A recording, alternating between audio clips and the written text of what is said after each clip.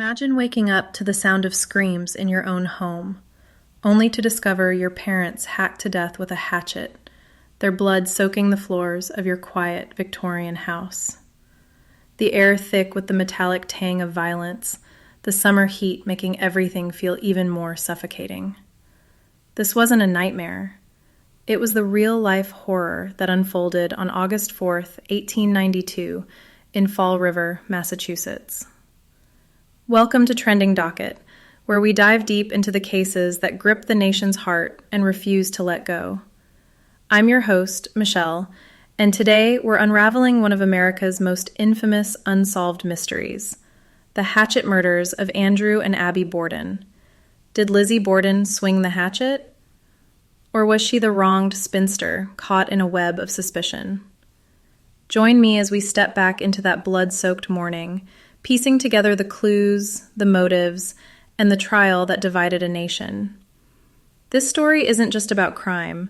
It's about family secrets, shattered trust, and the haunting question of guilt that lingers 130 years later. To understand the Borden murders, we have to start with the family at the center of this storm, the Bordens of 92 2nd Street in Fall River, Massachusetts. Andrew Jackson Borden was a self-made man, born on September 13, 1822, in Fall River. He stood about 5 feet 8 inches tall, with a stern face framed by a neatly trimmed beard, always dressed in his signature black frock coat despite his wealth. By 1892, at age 69, Andrew was a successful businessman, owning textile mills, banks, and properties that made him one of the richest men in town. But he was notoriously frugal, infamously stingy, even with his own family. He refused to buy meat for meals, opting for mutton broth instead, and kept the house locked tight, with heavy doors between rooms. Andrew even turned off the running water to the upstairs, deeming it unnecessary. His second wife, Abby Durfee Borden, who he married 3 years after his first wife's death, was 64 years old, born January 21st, 1828, in Fall River. She had a round face, graying hair pulled into a bun, and stood about 5 feet 6 inches tall, with a sturdy build from years of homemaking. Abby wasn't Andrew's first wife. He married Sarah Anthony Morse in 1845, and they had 3 daughters: Emma, born March 1st, 1851, tall and reserved at 41 in 1892, and Lizzie, the youngest daughter, born July 19, 1860, making her 32 years old at the time. They had another daughter named Alice, but she passed away at the young age of 22 months old from hydrocephalus. Lizzie was a striking contrast to Emma, petite at 5 feet 3 inches, with dark hair, sharp features, a prominent nose, and piercing eyes that could shift from warm to steely. She was educated, active in church, but unmarried, what society called a spinster, chafing under her father's tight reins. The family lived together in a modest 2-story Victorian at 92 2nd Street. Tensions simmered beneath the surface. Lizzie and Emma resented Abby, whom they called Mrs. Borden. They both felt that she married their father only for his money. Rumors swirled of Abby's favoritism toward her own relatives, like giving her sister a house on 2nd Street while denying Lizzie and Emma a new home. Andrew's shady business dealings, like foreclosing on properties during economic slumps, earned him some enemies.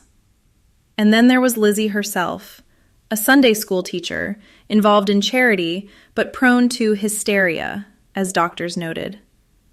According to historical records, the Bordens' strained dynamics were no secret in Fall River.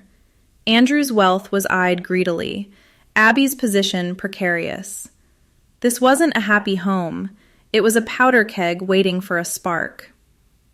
Little did they know, on that sweltering Thursday morning, the spark would ignite unimaginable horror. On August 4th, 1892, a Thursday, the temperature was hovering around 92 degrees Fahrenheit in Fall River, Massachusetts. Humidity clung to everything like a shroud. At 92 2nd Street, the day began ordinarily. Live-in maid Bridget Sullivan, a 26-year-old Irish immigrant with red hair, freckles, and a stout build, was recovering from food poisoning from bad swordfish the night before, but she was up doing her typical morning chores. Around 9 a.m., Abby Borden sent Bridget downstairs to wash windows outside, a grueling task in the heat. Andrew left for errands around 8:45 a.m., heading to the bank and post office, chatting amiably with neighbors. Lizzie was home, ironing in her room upstairs. Between 9 and 9:30 a.m., disaster struck upstairs in the guest room. Abby was making the bed when she was attacked, struck approximately 19 times with an hatchet. The first blows fractured her skull, sending her crumpling forward onto the floor. Blood pooled around her gray dress, splattering the walls and pillow shams. The killer hacked relentlessly, one eye nearly severed, her face a mangled mess. No screams were heard. Perhaps she never saw it coming. Later, Bridget would claim while washing windows, she heard no sounds amid the street noise. Andrew returned around 10:45 a.m., after stopping at the bank where teller Charles S. Ashley noted him looking very well. When Andrew returned home, the front door was locked, and he had to be let in by Bridget. Shortly after, Lizzie met with him briefly to let him know Abby had received a message and left to visit a sick friend. He laid down for a nap on the living room sofa at 11 a.m., and Bridget went up to the attic to rest. Precisely 90 minutes after Abby's murder, between 11 and 11:15 a.m., Andrew was struck 10 or 11 times in the face. The hatchet cleaved his left eye from its socket, sheared off his nose, and exposed his brain through deep gashes. Blood soaked the sofa. Later, it was wiped clean with water and dripped through the floorboards to the basement ceiling. One wound suggested he might have stirred, turning his head. Lizzie discovered the body of her father, first calling Bridget down. "Bridget, come down quick. Father's dead. Somebody came in and killed him." Bridget saw Andrew's unrecognizable face and ran outside. Lizzie remained eerily calm, fainting only later for the doctor. The police showed up a short time later. Lizzie claimed she'd been in the barn loft, searching for lead sinkers for fishing. But when the police looked, there were no footprints in the dust to prove she was there. Back in the house, Abby laid undiscovered for 90 minutes, when Lizzie mentioned something that made them go look upstairs. Two men proceeded up the stairs, but before they even made it to the top, they could see Abby's body laying on the floor. There was no forced entry, but the back door was unlocked. A hatchet was later found with a missing handle, fresh nicks, and cow hair stuck to it in the basement. While valuables, like Andrew's coin collection, remained untouched. According to the Lizzie Borden house page, the crime scene was a frenzy of blood.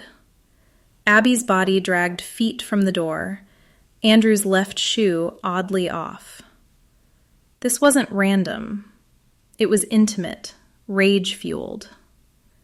Who could do this in broad daylight?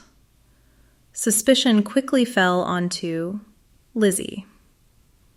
The investigation exploded into a media circus. Fall River police were overwhelmed by the gruesomeness. Medical examiner Dr. William A. Dolan arrived first, noting Abby's wounds suggested a right-handed killer standing behind her. It was consistent with someone familiar. Andrew's autopsy showed no poison, despite Lizzie's attempt the day before to buy hydrocyanic acid from Eli Bentz at D.R. Smith's drugstore on August 3rd.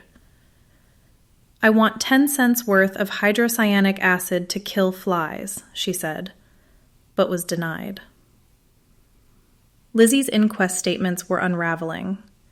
She claimed hearing no sounds that day, despite saying she had heard scrapping and groans just hours before that. Most of the statements that Lizzie made initially were contradictory and strange. And despite these statements, Lizzie was never checked for bloodstains the day of the murder. During the inquest, Lizzie was provided doses of morphine to calm her nerves, and that could have affected her testimony. Not to mention, her behavior was erratic, and she refused to answer certain questions. The hatchet was found in the basement, the handle missing. The handle break looked fresh, according to police. Also, the dirt on the head of the hatchet looked deliberate, to make it look like it had been there for a long time. The police also found blood wiped from the sofa, and Lizzie's calm demeanor shocked them. Lizzie was even seen laughing with reporters hours later. On August 11, 1982, Lizzie was arrested, and she entered a plea of not guilty. According to historian Kara Robertson, author of The Trial of Lizzie Borden, published in 2021, quote, "The acquittal hinged on Victorian gender biases. No respectable woman could commit such savagery, positioning Lizzie as a proto-feminist icon despite the evidence." End quote. The grand jury indicted her on November 31, 1892. The trial began June 5, 1893, in New Bedford's Superior Court, drawing thousands. Prosecutor Hosea M. Knowlton painted greed. Andrew planned a new house, excluding his daughters. Defense attorney Andrew Jackson Jennings shredded what little evidence they had: a contaminated scene and a biased maid testimony. After 15 months in jail, on June 20th, 1893, the all-male jury acquitted in 90 minutes due to reasonable doubt. Criminologist Catherine Ramsland notes, quote, "Forensic shortcomings, like no blood on Lizzie, untested fibers, left it circumstantial. Modern DNA could retest the hatchet, but chain of custody issues persist." End quote. After the trial and acquittal, Lizzie and Emma inherited their father's fortune, $300,000 to $350,000, adjusted to millions in today's money. Lizzie bought Maplecroft Mansion and changed her name to Lizbeth, but she never escaped people in town believing she was guilty of murder. Later, a rift with Emma ended their relationship, and Emma moved away. Lizzie died in 1927, at the age of 66, from pneumonia, just days after Emma. The Borden case tugs at our deepest fears: betrayal in the home we trust most, a daughter's possible rage against a stingy father and resented stepmother. Lizzie's acquittal freed her legally, but imprisoned her in infamy, dying an outcast. Abby and Andrew's brutal ends robbed them of peace. Lizzie's calm, masked turmoil we can only imagine. This unsolved case birthed the nursery rhyme, "Lizzie Borden took an axe," a gory lullaby echoing family darkness. Today, 92 2nd Street thrives as the Lizzie Borden Bed and Breakfast, added to the National Register of Historic Places in 2017, welcoming 30,000 visitors yearly for tours and ghost hunts. If it interested you, the what-ifs, the chills, share this episode, like, subscribe to Trending Docket. Leave your thoughts. Do you believe that Lizzie Borden killed her dad